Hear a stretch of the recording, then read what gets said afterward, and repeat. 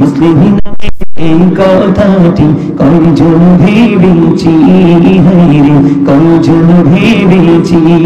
আল্লাহরই চাই কাজ করো, রাসূল প্রেমিক মুর্শিদ ধরো। মজা নাই, মজা নাই। মিয়া আমি অদম গুনাহগার, যখন স্টেজে বসি মানুষের গজল শোনানোর আবদার শুনতে শুনতে বেহাল। কালকের মাহফিলে ভাই কি করবো, ওয়াজ মহিলা নাই পুরুষ নাই, খালি টোকে শুধু গজল। ওয়াজ তো আছেই আছে। মাহফিল শেষ করার কথা ছিল 12টায়, মাহফিল শেষ করছি 1টায়, তারপরও শেষ হয় না। আপনি কথাগুলো খেয়াল করছেন? আপনারা কথাগুলো খেয়াল করছেন? আমার আমি যে দেখতেছি ওয়াজ করতেছি, আমি ক্লান্ত হয়ে পড়তেছেন আপনারা। ওয়াজ করতেছি আমি, গলা শুকাইতেছে আপনাদের। এটা কোন ধরনের ব্যবহার? আপনারা আমার কথাগুলোর মজা বুঝতে পারছেন? হ্যাঁ ঠিক। আল্লাহরই চা বান্দার প্রতি অর্জন করো নবীর খুশি, নবীর প্রেমে গুনাহ মাফের খবর শুনেছি। মুসলিম নামে এই কথাটি কয়জন ভেবেছি, হায়রে কয়জন ভেবেছি। আল্লাহরই চাই কাজ করো, রাসূল প্রেমিক মুর্শিদ ধরো। আল্লাহরই চাই কাজ করো, রাসূল প্রেমিক মুর্শিদ ধরো। দুজাহানের সুখের ভান্ডার তোমায় দিয়েছি। মুসলিম নামে এই কথাটি কয়জন ভেবেছি, হায়রে কয়জন ভেবেছি। সেই মুর্শিদে আল্লাহর চাই কাজ করে যায় সর্বদাই। ঠিক কিনা বলেন? সেই মুর্শিদে আল্লাহর ইচ্ছায় কাজ করে যায় সর্বদাই, সেই মুর্শিদের ইচ্ছায় আমি মিশে রয়েছি। মুসলিম নামে এই কথাটি কয়জন ভেবেছি, হায়রে কয়জন ভেবেছি। মারহাবা। কথাগুলো খেয়াল করছেন? এই কথা 1 কোটি টাকা দিয়ে খুঁজে পাবেন না। কারণ আমি একদম গুনাহগার একজন লেখক, আল্লাহ আমাকে কলম ধরার ক্ষমতা দিয়েছে। মারহাবা কইতেন না? গতকালকে গজল, এই দেখেন গতকালকে আমার এটাই পড়ানো ছিল।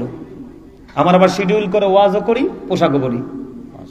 প্রত্যেকটা আমার ডিসিপ্লিনের মধ্যে কোন দিন কোন ঘড়িটা পরবো, কোন ড্রেসটা পরবো, এটা কত থেকে কতদিন পরবো, ওয়াজটা আজকে কোন বিষয় করব, কালকে কোন বিষয় করবো, এগুলো আমি শিডিউল করে করে রুটিন মাফিক করি। আমি আলজাল কাজ করার লোক না। যেহেতু দরবারের জন্য আমি বিভিন্ন দিকে আপনাদেরকে মজা দেওয়ার জন্য, কারণ আপনারা অনেক দূর থেকে আসছেন। গতকালকে হাদিয়া লইতে লইতে এই পকেটে তার জায়গা নাই, বুঝেন নাই? মারহাবা বলতেন না? আর এই নিয়ে প্রেমের এমন জোয়ার লাগছে, মহিলাদেরকে ধমকাইয়াও সরানো যায় না, সব পর্দার আড়ালে দাঁড়ায় রয়েছে। পরে যখন কিছু দূর মানে 10-15 কিলোমিটার আসার পর একজন ভদ্র মহিলা ফোন দিছে, যার মাধ্যমে দাওয়াত দিছি। উনি আমার মোবাইল দ্বারা শোনাতেছে, কান্না মনে মারা গেছে মানুষ। ওনারা বলতেছে আমার জীবনে কত আলেম এখানে এসে আলোচনা করতে, কিন্তু আজকের মতো তো হৃদয় ছোঁয়া আলোচনা জীবনে কোনোদিন শুনি নাই। গতকালকের মাহফিলের ঘটনা, নরসিংদীতে ছিলাম। মারহাবা বলেন না? আমি চাই আপনাদের ঘুমন্ত মানুষটাকে জাগিয়ে তুলতে, আপনাদের রং সাইডটাকে আমি স্টপ করে দিয়ে আপনাদেরকে আলোর পথে হাঁটা শেখাতে। আপনি যদি আলোকিত হতে চান, আলোকিত পার্সন আপনার জীবনে গুরুত্বপূর্ণ ভূমিকা রাখতে হবে। কথা বুঝতে পারছেন না? আমার কি বলছি? যেই মুর্শিদে আল্লাহর ইচ্ছায় কাজ করে যায় সর্বদাই, সেই মুর্শিদের ইচ্ছায় আমি মিশে রয়েছি। মুসলিম নামে এই কথাটি কয়জন ভেবেছি। মারহাবা, আরে জোরে বলেন মারহাবা। মনে নাই? এটা তো বুখারী শরীফের হাদিসের লগে মিলে গেছে। আল্লাহর ওলির হাত আল্লাহর কুদরতি হাত, আল্লাহর ওলির জবান আল্লাহর কুদরতি জবান, আল্লাহর ওলিদের পা আল্লাহর কুদরতি পা। হক্কানি ওলিরা কিছু বললে আমার আল্লাহ এটাকে কবুল করে নেন। তাহলে ও বন্ধু, এই জন্য বলা হয়েছে যেই মুর্শিদে আল্লাহর ইচ্ছায় কাজ করে যায় সর্বদাই, সেই মুর্শিদের ইচ্ছায় আমি মিশে রয়েছি। কে মিশে আছে? আমার আল্লাহ। তাহলে আপনার এখানে আসাটা লাভ না লসের? লাভ। আরে জোরে লাভ। লাভ না? অনেক বেশি লাভ, যেটা কল্পনাও করতে পারবেন না। কিন্তু এখন আপনি তো ওইখানে আসলেন কি জন্য? রাসূলকে পাওয়ার জন্য। কাকে? আমার আগে যিনি আলোচনা করেছেন, নামটা কি? ওই যে শামীম হোসেন আত-তাহিরি সাহেব, হযরত মাওলানা, তাই তো? বিশেষ আকর্ষণ তিনি আলোচনা করেছে। বন্ধু আমার দিকে তাকান, আয়াতটা তিনি পড়েছেন, বারবার আপনাদের সামনে তিনি ব্যাখ্যা করার চেষ্টা করেছেন। আমি আপনাদেরকে বলবো, আপনি এখানে এসেছেন রাসূলকে পাওয়ার জন্য, কিন্তু রাসূলকে পাইতে হবে এটা কোথায় আছে? কোরআনে আল্লাহ বলেছেন, মাইয়ুতি'ir রাসূলা ফাকাদ আতাল্লাহ, যে ব্যক্তি আমার রাসূলের নির্দেশ মানলো সেই যেন আল্লাহর নির্দেশ মানলো। হি obeys the still obeys Allah, রাসূলকে মানলে আল্লাহ মানা হয়ে যায়। ইহুদি খ্রিস্টানের একটা ধর্মগ্রন্থ যেটার নাম হলো বন্ধু দা ওল্ড নিউ টেস্টামেন্ট, এটা দ্বারা তারা বক্তব্য দিয়েছে he that love it not know it not god for god is love. এরা বলেছে যেজন প্রেম করে না সেজন আল্লাহকে জানে না, ফর গড ইজ লাভ, আল্লাহ প্রেম। কিন্তু আমার আল্লাহ বলেছেন নো, সে বলুন ইফ ইউ ডু লাভ আল্লাহ, যদি তোমরা আল্লাহকে ভালোবেসে থাকো, ফলো মি মুহাম্মদ সাল্লাল্লাহু আলাইহি ওয়াসাল্লাম, মুহাম্মদ সাল্লাল্লাহু আলাইহি ওয়াসাল্লামের অনুগত হয়ে যাও, আল্লাহ উইল লাভ ইউ, আল্লাহ তোমাদেরকে ভালোবাসবে, এন্ড ফরগিভ ইউর সিনস, তোমাদের সমস্ত জীবনের গুনাহ খাতা maaf করে দিবে। সুবহানাল্লাহ। হুজুর আল্লাহ ওয়াজটা কেমন করে করেছে? কুল ইন কুনতুম তুহিব্বুনাল্লাহ ফাত্তাবিউনি ইউহিব্বুকুমুল্লাহ ওয়া ইয়াগফির লাকুম যুনুবাকুম ওয়াল্লাহু গফুরুর রহিম। জোরে জোরে কন্না সুবহানাল্লাহ। তাহলে নবীকে ভালোবাসার দরকার আছে না নাই? আছে। আপনি সারা জীবন চেষ্টা করলেও বন্ধু আল্লাহকে পাবেন না, কারণ আল্লাহ রাব্বুল আলামিন বলেছে, আমি আল্লাহর প্রভুত্ব প্রকাশ করেছি আমার হাবিবের মাধ্যমে, তোমাদেরকে যা দিয়েছি আমি আমার হাবিবের মাধ্যমে। হাদিসে কুদসির মধ্যে আল্লাহ বলেছে, আল্লাহ যদি আল্লাহ রাসূলকে না বানাতো তাহলে কোনো কিছুই তিনি বানাতো না, ঠিক কিনা বলে? কাল হাশরের ময়দানে আপনার আমার ফয়সালা হবে বন্ধু রাসূলের মাধ্যমে। এই জন্য আপনি আগে মদিনায় যেতে হবে, মদিনা ওয়ালা ছাড়া আপনি আল্লাহকে পাবেন না।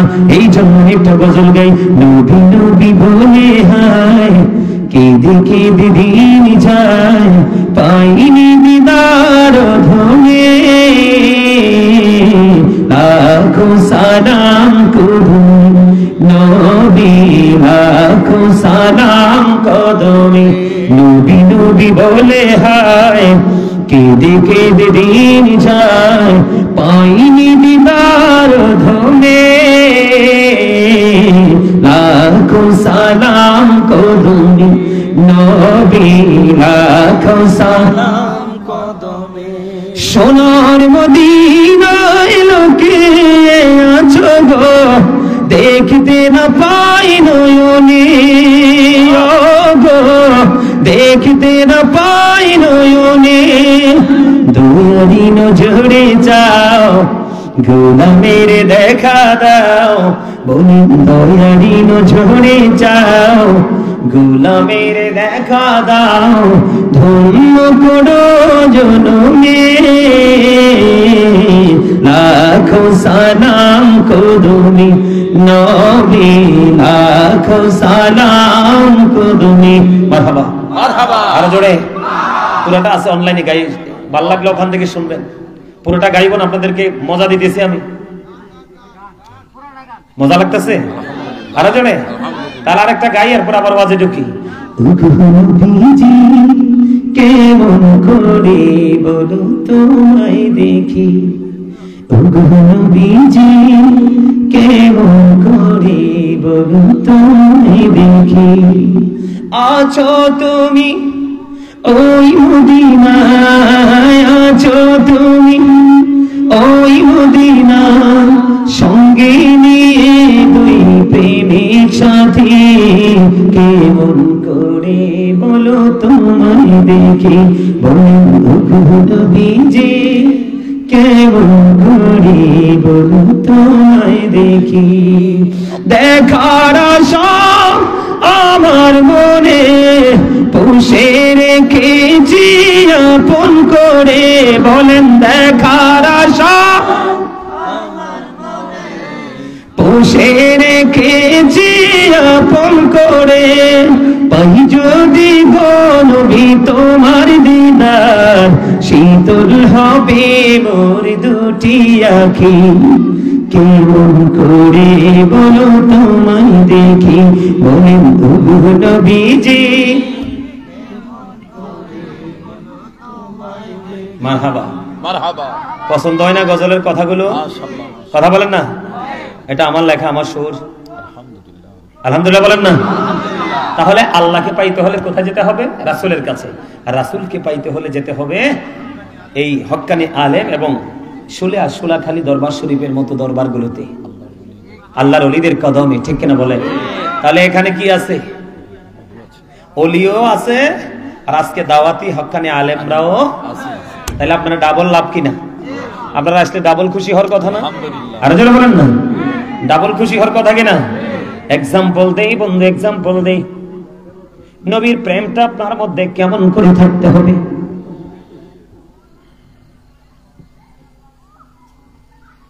এখানে আইয়া কথা কওয়া লাগে, কই যাইতাম ক, যে রাস্তা ভাই দৌড় দিতে পারতাম না। কথা কয় না কেন? আরে জোরে। আমি আপনাদেরকে বলি, আলেমদের মা ওলিদের দরবারে গেলে আলেমদের মিলন মেলা হয়। যেই ওলির দরবারে দেখবেন হক্কানি আলেম দেখা যায়, তাহলে বুঝে নিবেন এইটাই বন্ধু হক্কানি আল্লাহর ওলি। যেখানে হক্কানি আলেম দেখা যায় না, আপনারা বুঝবেন সেখানে আল্লাহর ওলির দরবার হতে পারে না। আর জোরে বলেন, আমার নবীকে কেমন করে বন্ধু ভালোবাসতে হবে, আমার নবীর সাথে কেমন করে প্রেমের ডোল লাগাইতে হবে বন্ধু। আমার নবীজি যখন থুতু মোবারক নিক্ষেপ করতেন, কি আমার নবীজি যখন থুতু মোবারক নিক্ষেপ করত, আমার নবীজির থুতু মোবারক সাহাবায়ে কেরাম অপেক্ষায় থাকতেন, কখন জানি রে প্রাণের নবীজি থুতু মোবারক নিক্ষেপ করবে। নবীজির থুতু মোবারক নিক্ষেপ করার পরে সাহাবায়ে কেরাম বন্ধু এগুলো হাতে নিয়ে নিতেন, আর পুরো স্কিনের মধ্যে মেসেজ করে দিতেন, তাদের স্কিনটা হয়ে যেত সিল্ক। সুবহানাল্লাহ, জোরে জোরে সুবহানাল্লাহ। নবীর সাথে প্রেম উম্মে আইমান বরকতময় একজন দাসী আপনার আমার প্রাণের নবীকে ভালোবেসে প্রস্রাব মোবারক খেয়েছিল। কে করেছিল? আপনার আমার প্রাণের নবীজির প্রস্রাব মোবারক বন্ধ খেয়েছিল।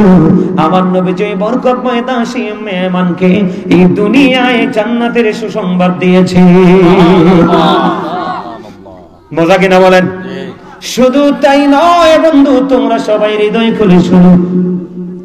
ও নবীজি মদিনায় থাকা অবস্থায় 27টি যুদ্ধ করেছে। কয়টি?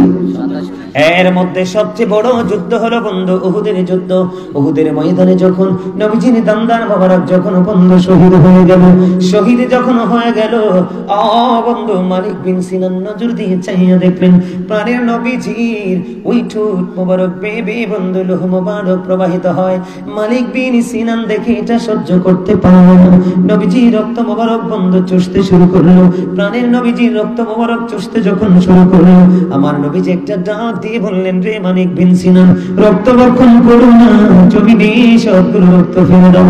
ইয়া রাসূলুল্লাহ, ইয়া হাবিবাল্লাহ, নবী গো, ও প্রাণের নবী গো, আমি আমার আল্লাহর ইজ্জতের কসম করে বলছি নবী, আমি আপনার একটা ফোঁটা রক্ত উহুদের জমিনে পড়তে দেব না। ইয়া রাসূলুল্লাহ, ইয়া হাবিবাল্লাহ, নবী, আমি আমার আল্লাহর ইজ্জতের কসম করে বলছি গো, আমি আপনার একটা ফোঁটা রক্ত উহুদের জমিনে পড়তে দিব না।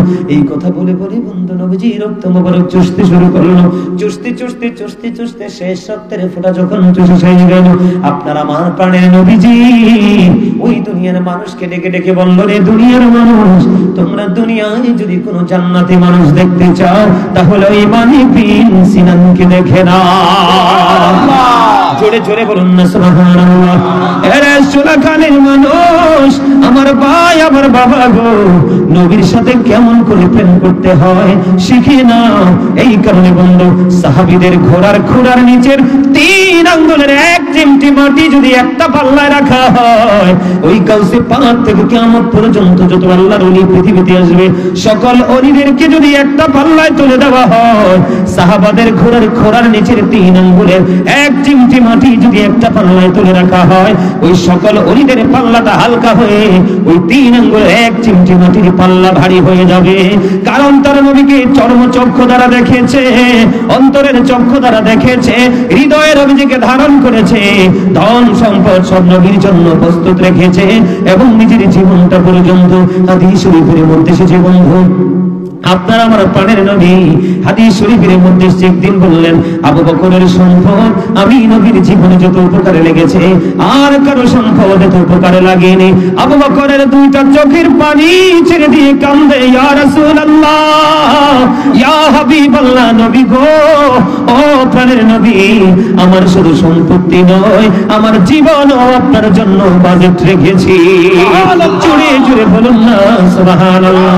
ও বন্ধু, তার একটা মাত্র এক্সাম্পল হলো, খেয়াল করেন, তার একটা মাত্র এক্সাম্পল হলো আবু বকরের। আমি একটু একটু করে সামনের দিকে এগিয়ে যাই। এক্সাম্পল হলো বন্ধু, হৃদয় উজাড় করে শোনো, হৃদয় উজাড় করে শোনো। আমার নবীজি যখন হিজরতে যাবে, আবু বকরের ঘরের দরজাটা একটা টোকা দিলেন, আবু বকর দরজাটা খুলে দিলেন। এবার আমার নবীজি একটা ডাক দিয়ে বললেন, রে আবু বকর, একটা টোকা দিতে দেরি, তুমি দরজা খুলতে দেরি করনি। আবু বকর এটা কেমন করে সম্ভব রে? ও আবু বকর এটা কেমন করে সম্ভব? এবার আবু বকর একটা ডাক দিয়ে বললেন, ইয়া রাসূলুল্লাহ, ইয়া হাবিবাল্লাহ, নবী গো, ও প্রাণের নবী, যেদিন আমি শুনেছি আমি আপনার হিজরতের সঙ্গে হব, ইয়া রাসূলুল্লাহ, সেদিন থেকে আমি আর বিছানায় পিঠ লাগাই নাই। কেন পিঠ লাগাই না ইয়া রাসূলুল্লাহ, ইয়া হাবিবাল্লাহ, নবী গো, আমি অপেক্ষায় ছিলাম কখন জানি রে আমার প্রাণের নবীর ডাক এসে যায়। এবার হিজরতে রওনা দিলেন। যাওয়ার সময় আমার নবীজি হাঁটতে হাঁটতে বন্ধু পায়ের মধ্যে ফোসকা পড়ে গেল। আবু বকরের নজরে পড়লো। আবু বকর একটা ডাক দিয়ে বলে, ইয়া রাসূলুল্লাহ, আমি আবু বকর থাকার সত্ত্বেও আপনার পায়ে ফোসকা পড়ে গেল গো নবী। কাল কিয়ামতের দিন আমার আল্লাহ যদি আমাকে প্রশ্ন করে, আবু বকর, আমার হাবিব তো নিজে থেকে কিছু করেনি, আমি আল্লাহর অর্ডার পালন করেছে, আমার প্রিয় হাবিব এত কষ্ট করলো, তুমি কি করেছিলে রে আবু বকর? নবী গো, আমি আল্লাহকে সেদিন জবাব দিতে পারবো না। ইয়া রাসূলুল্লাহ, আপনি আমার কাঁধে চড়ুন গো প্রাণের নবী, আপনি আমার কাঁধে চড়ুন, আমি আপনাকে কাঁধে করে গন্তব্যে পৌঁছাবো। জোরে জোরে কন্যা সুবহানাল্লাহ। ও বন্ধু, ইহুদিরা নবীজিকে খুঁজতেছে, নবীর দুশমনেরা খুঁজতেছে নবীকে কি করবে। ও বন্ধু, পৃথিবী থেকে আউট করে দিবে। ধীরে ধীরে ধীরে ধীরে তারা গুহার মধ্যে ঢুকলো। ইহুদিরা বুঝে ফেলবে নবীর পায়ে পা মোবারকের ছাপ লেগে যাবে। ইহুদিরা বুঝে ফেলবে, বন্ধু আমরা কেমন প্রেমিক হয়েছি, মারামারি করতে হবে না, লক্ষ লক্ষ টাকা খরচ করতে হবে না, আমরা শুধু নবীর প্রেমের কথাগুলো শুনি, বাস্তব জীবনে প্রেমিক হয়ে আমরা চলবো, এটা আমরা করতে পারি না। আমার নবীর প্রেম কত মধুর, যেই গর্তের মধ্যে ঢুকলো ইহুদিরা যেন চিনতে না পারে, তাৎক্ষণিক পাবে বন্ধু কবুতর বাসা বনলেন, বাসা বনে ডিম পেড়ে ডিম তা দিতেছে। ইহুদিরা নবীজিকে খোঁজে। এবার একজন বাসার কাছে আসে, আয়েশা দেখে না না না, এই গুহার মধ্যে কেউ নাই, তোমরা চাইয়া দেখো, যদি নবী মুহাম্মদ এখানে ঢুকতো তাহলে এই সামনে পাখির বাসা থাকতো না। জোরে জোরে কন্যা সুবহানাল্লাহ। ও বন্ধু, তুমি কেমন করে প্রেম শিখছো, কেমন করে নবীকে ভালোবাসো, একটু তোমার বিবেককে প্রশ্ন করুন। গর্তের মধ্যে ঢুকলো, নবীজি ওই রান মোবারকের উপর মাথা মোবারক রেখে ঘুমিয়ে গেল। আবু বকরের রানের উপর রেখে নবীজি মাথা মোবারক রেখে বন্ধু ঘুমিয়ে গেল। ঘুমিয়ে যখন গেল, ঘুমিয়ে যাওয়ার পরে আবু বকর চাইয়া দেখলেন গর্তের চারপাশে বন্ধু, গুহার চারপাশে সাপের গর্ত, একটু একটু করে জামা ছেড়ে ছেড়ে সবগুলো গর্ত ফিল আপ করে দিল। একটা গর্ত ফিল আপ করার মতো অবশিষ্ট কোনো নেই। এই দিক দিয়ে নবীজি ঘুমিয়ে আছে, আর আবু বকরের পা দিয়ে গর্তের মুখটা ফিল আপ করে দিল। আমার নবীকে যেন কোনো পোকামাকড় ডিস্টার্ব করতে না পারে। দিতে দেরি, সাপটা সবল মারতে দেরি করলো না, সাপটা বন্ধু সবল মেরে দিল। ও বন্ধু, আবু বকরের শরীরটা বিষে বর্ণ হয়ে গেল, শরীরের স্কিনের রং বন্ধু পাল্টে গেল, একটা পর্যায়ে কম্পন আরম্ভ হয়ে গেল। এবার আবু বকর কি করবে? ও বন্ধু, একটা ফোঁটা চোখের পানি আমার নবীর নুরানি চেহারা মোবারকের মধ্যে পড়ে গেল। আমার নবীজির ঘুম ভেঙে গেল। এবার সাপের বিশ্ববল মেরেছে, ওই জায়গাটার মধ্যে প্রাণের নবীর একটুখানি থুতু মোবারক লাগাইয়া দিতে দেরি, ওই সাপের বিষ ধ্বংস হইতে দেরি হয় না। জোরে জোরে কোন সুবহানাল্লাহ।